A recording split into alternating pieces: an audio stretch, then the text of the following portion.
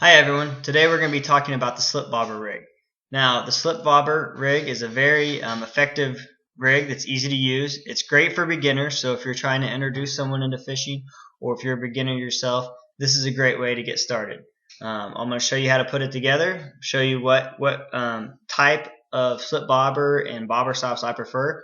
Now usually a slip bobber rig is used with live bait such as minnows, worms, and crickets. Now you can tip it with a jig head or something like that and jig with them.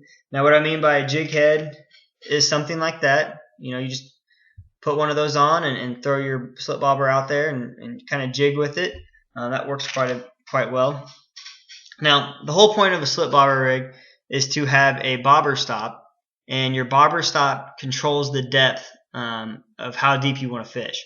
So if you're fishing in 10 feet of water and the fish are 5 feet, you just, from your hook to your bobber stop, you move that bobber stop up until your line will be 5 feet in the water, 5 feet deep. So that's the point of that. It's great with bank fishing or from a boat. It's whatever you want to do. Now I'm going to show you how to put this together. I'm going to show you the things that you need.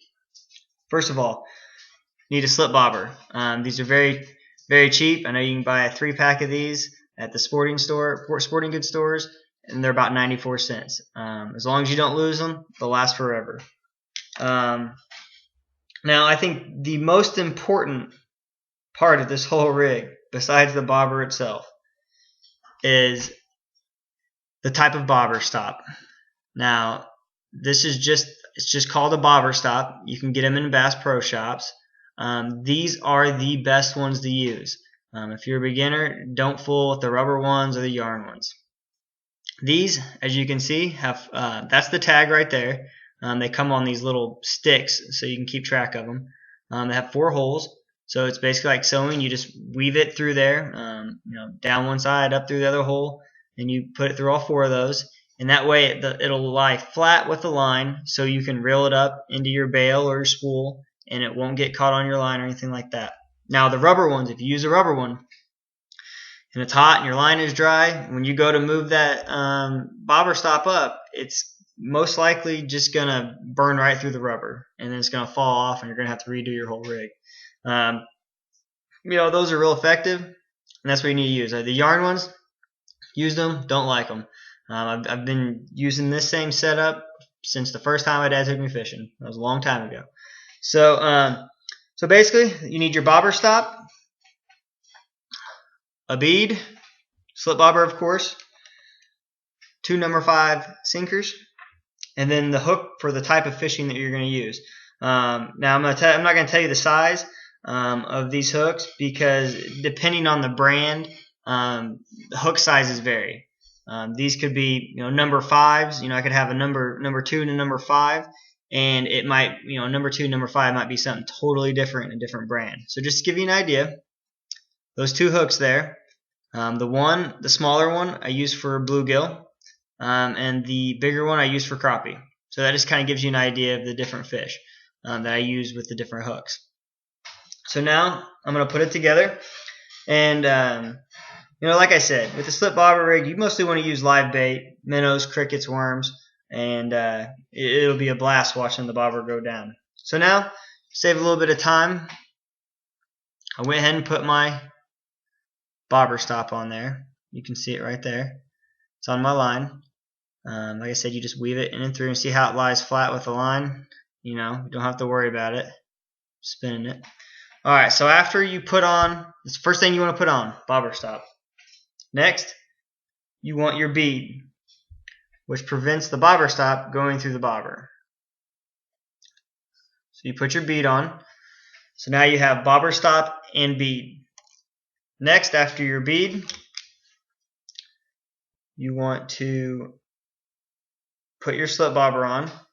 And all you do is just take your line and you just go through basically the straw, the center of the float. So now I have bobber stop, bead, and slip bobber. Next, I'm going to go ahead and tie my line on. Now, I have a video that shows how to tie the knot that I use. It's similar to a trilene, but I've made modifications to it to where it's not a trilene.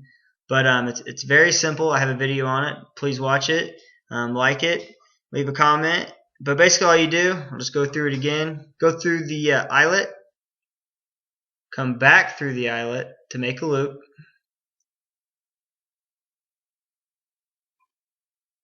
Alright. So after you make your loop, you want to go take your tagline that you have. Remember, you want some slack. Some tagline, just wrap around the loop and the main line 6 times. Not sure if that was 6, but for demonstrative purposes. So you tie that on.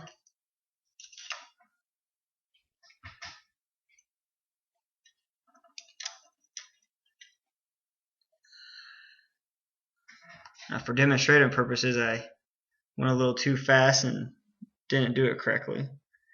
But you know, like I said, this rig is very simple and it's easy. And if you're starting out, this is the way to start out. So we get this tied on.